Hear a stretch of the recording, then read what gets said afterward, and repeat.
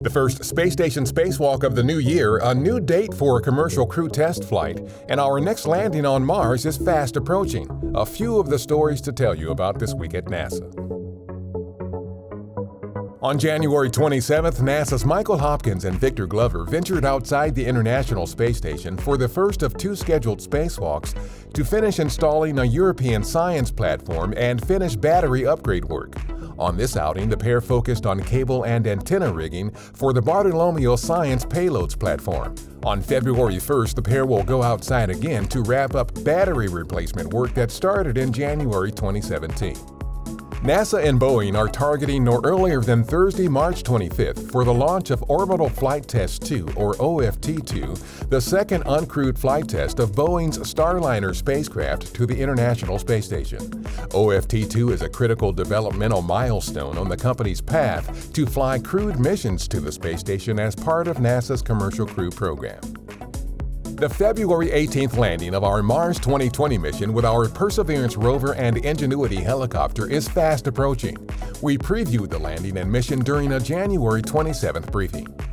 As our cosmic neighbor and as a destination, Mars continues to captivate our imagination, both as scientists and as explorers. And it seems every time we learn something new, we uncover more questions.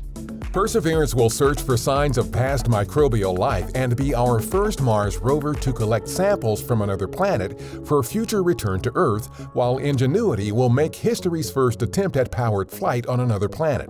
To learn more, visit mars.nasa.gov/Mars2020. Our OSIRIS-REx spacecraft will bid farewell to asteroid Bennu on May 10th and begin the journey back to Earth. The spacecraft collected a substantial amount of material from Bennu's surface during last year's October 20th sample collection event, likely in excess of the mission's requirement of 2 ounces. OREX's departure might include a final flyby of Bennu sometime in April. The spacecraft is scheduled to deliver the sample to Earth in September 2023. The material could teach us more about the formation of Earth and our solar system.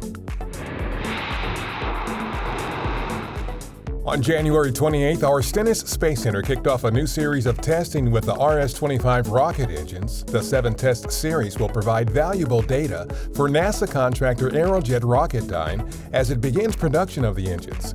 4 RS-25s will help power our Space Launch System rocket on future missions to the Moon and eventually to Mars. On January 28th, a small group of officials from NASA headquarters attended the Day of Remembrance observance at Arlington National Cemetery in Virginia.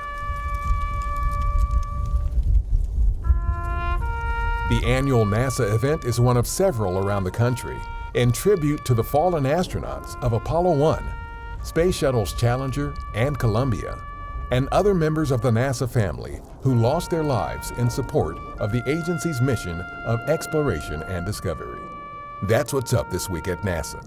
For more on these and other stories, follow us on the web at nasa.gov/twan.